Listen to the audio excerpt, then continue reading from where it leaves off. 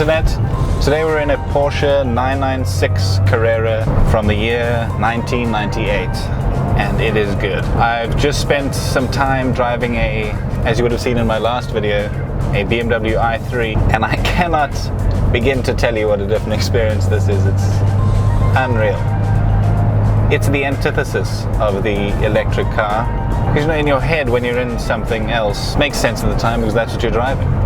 And then only really doing these kinds of back-to-back, get in the one car, get straight into the other, do you really notice the massive difference in just the overall feeling of being in a car, or the overall idea of what a car is. It's got no room for annoying passengers, feels kind of alive in your hands. So if we go through the basic aspects of what it's like to be in and to drive, there's a direct connection between this steering wheel and the front wheels via a long pole and then a very complex bit of gear that I can't even begin to explain, and then there's the road.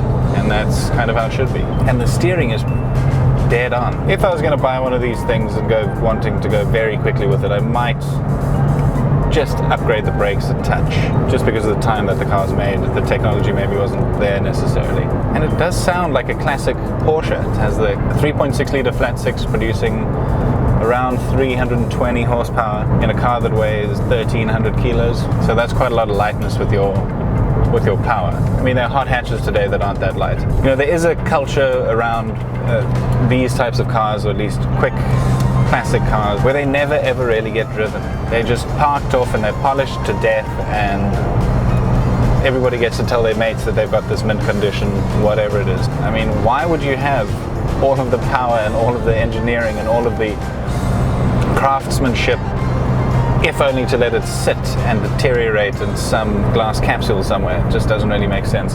So the 996 was the first generation of Porsche to stop using air-cooled engines, the famous Luftgekühlt, which is my terrible German and me trying to say air-cooled.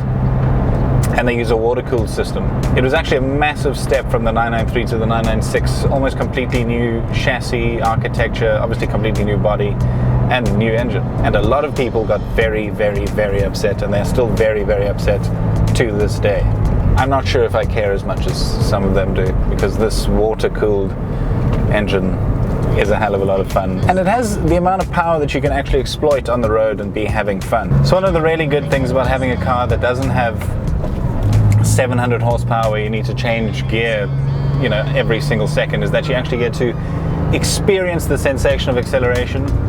So like with this guy, we're at about 4,000, put your foot down.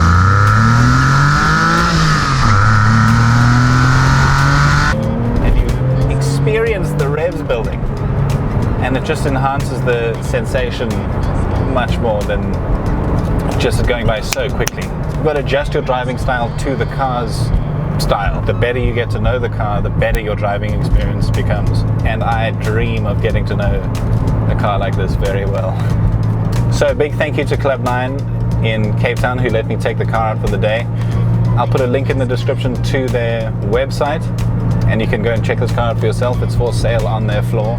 Hey guys, thanks for watching, and if you liked what you saw, click like and then click subscribe and then share.